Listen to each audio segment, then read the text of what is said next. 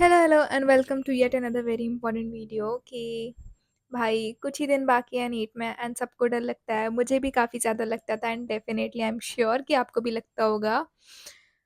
देखो, यहाँ पे मैं मेरा एक्सपीरियंस शेयर करती हूँ कि कैसे मैंने मेरे मार्क्स इम्प्रूव करे, कैसे आप अपने कर सकते हैं। थोड़ा बहुत you can definitely apply and क्या क्या होता था। पहली चीज़ जो है वो है रात में सोने से पहले इस डर लगना कि मेरा सिलेक्शन होगा या नहीं होगा। I use to go to my mom and बहुत ज़्यादा बार पूछा है गेस। नीट के एक वीक पहले तो मैंने 3-4 बार पूछ लिया था कि मेरा सिलेक्शन होगा या नहीं होगा, पेपर कैसा आएगा। ये डर लगना बहुत ज़्यादा ऑब्वियस है एंड आई गेस लगना भी चाहिए। नेक्स्ट थिंग इज़, चलो ये चीज़ें बाद में डिस्कस करते हैं। विदाउट वेस्टिंग योर टाइम हम पहले ये डिस्कस करते हैं कि मार्क्स कैसे बढ़ाए जाएँ।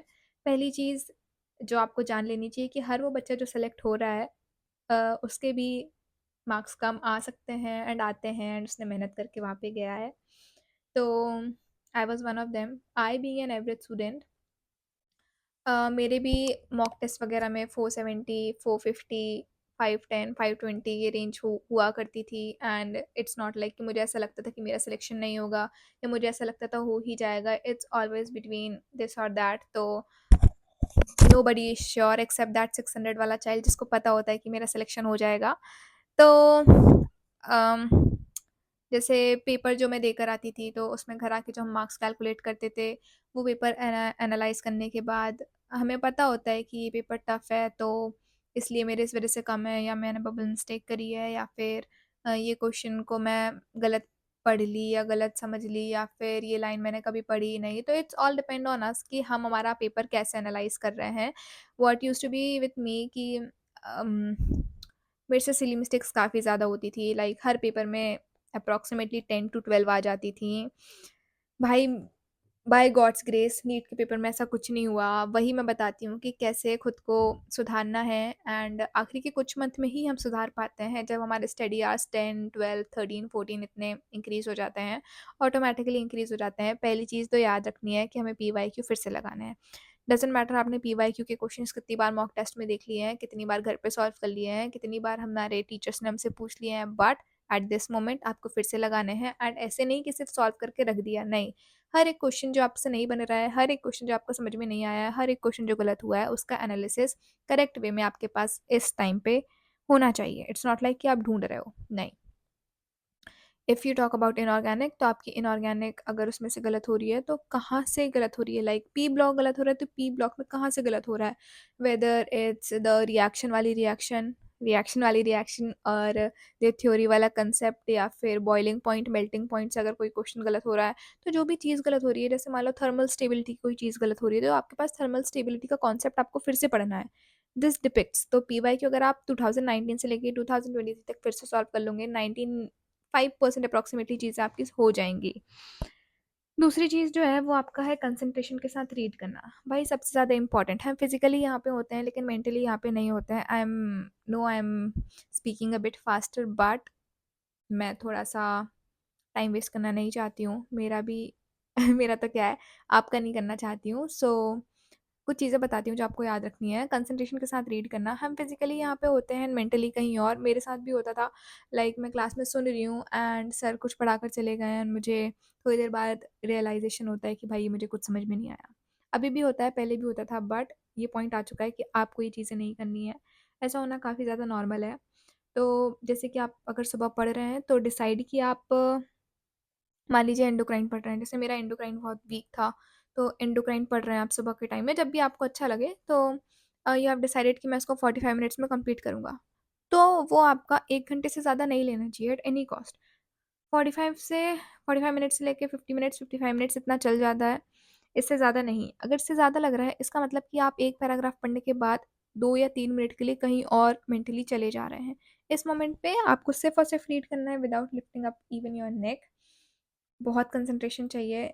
अभी बस 20 दिन की मेहनत कर लो यार, मतलब आपको लगेगा कि यू हैव अचीव्ड समथिंग।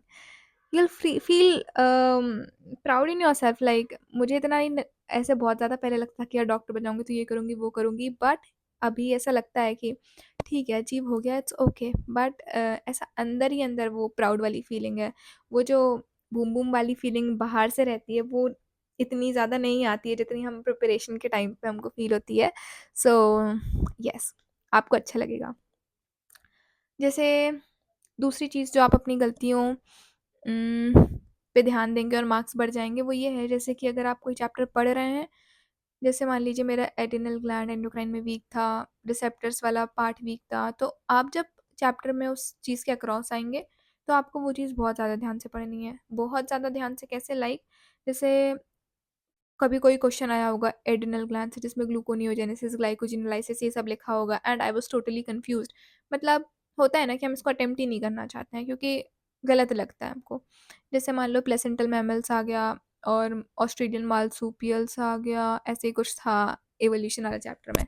तो थोड़ा-सा कन्फ्यूजन क्रिएट होता है, आपको पता है कि आपको एग्ज़ाम में होगा एंड आपके अंदर पता है ये शक्ति होती है कि जब आप पढ़ रहे होते हैं ना, आपको पता होता है कि ये चीज़ अगर आ गई तो मेरे से नहीं बनेगी। लेकिन हम जानबूझ के उसको इग्नोर मार देते हैं कि चलो जाने दो। अभी आपको ऐसा नहीं करना है, हाई टाइम है, इसको लो टाइम में कन्वर्ट नहीं करना है, खुद भी लो नहीं होना है।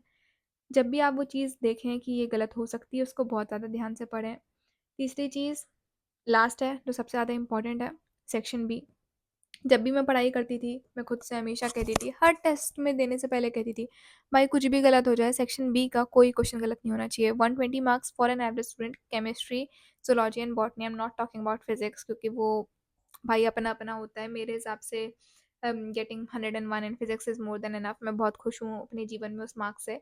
तो जो भी बातें हैं यहाँ पे सिर्फ़ और सिर्फ़ एवरेज बच्चे की हैं। 600 प्लस अगर जो ला रहा है, आई डोंट थिंक सो मेरी वीडियोज़ के काम आएगी। तो देखो, सेक्शन बी में जो 120 मार्क्स हैं, वो पूरे पक्के होने चाहिए। किसी भी तरह से उसमें गलती की गुंजाइश एक्सेप्टेबल नहीं है। जब आपको चॉइस मिल रही है, आपको वो सही करना है। 40, 40, 40 हर में आने चाहिए। आप कोई भी मॉक टेस्ट दें, घर में दें, बाहर दें, 40 एंड 40 इज़ मस्ट। अगर वो आप गलत कर रहे हैं, दैट मीन्स कि आपको खुद को समझाने की बहुत ज़्यादा ज़रूरत है।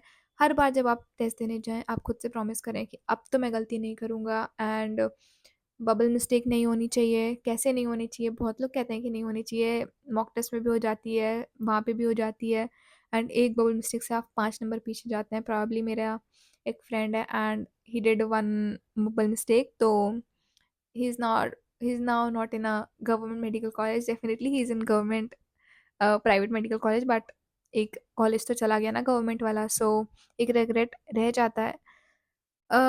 ये चीज़ कैसे ठीक होगी जब आप रोज़ खुद से बोलेंगे, खुद को रोज़ स्ट्रॉन्ग बनाएँगे, मेंटली कहेंगे कि भाई आखिरी मौका है मेरे पास एंड मैं कर सकता हूँ या कर सकती हूँ। मेक योरसेल्फ प्राउड एंड आपको खुश होना चाहिए कि नीट एग्ज़ाम जिसके लिए आप इतनी प्रिपरेशन कर रहे हैं वो पास आ चुका है। तो येस, मेरे साइड से बहुत सारा ऑल द बेस्ट एंड थोड़ा-सा मैं ट्राई करूँगी कि मैं एक्टिव रहूँ यूट्यूब पे। I am starting a short video series of 75 days. Let me know if you are liking it. अगर ठीक है तो आई विल कंटिन्यू और else I will just give it a pause. So currently मेरे side से all the best. कोई गलती खुद के साइड से मत करना, आपने पूरे साल मेहनत करी है, तो आगे थोड़े से दिन थोड़ी-सी एक्स्ट्रा मेहनत और। So all the best.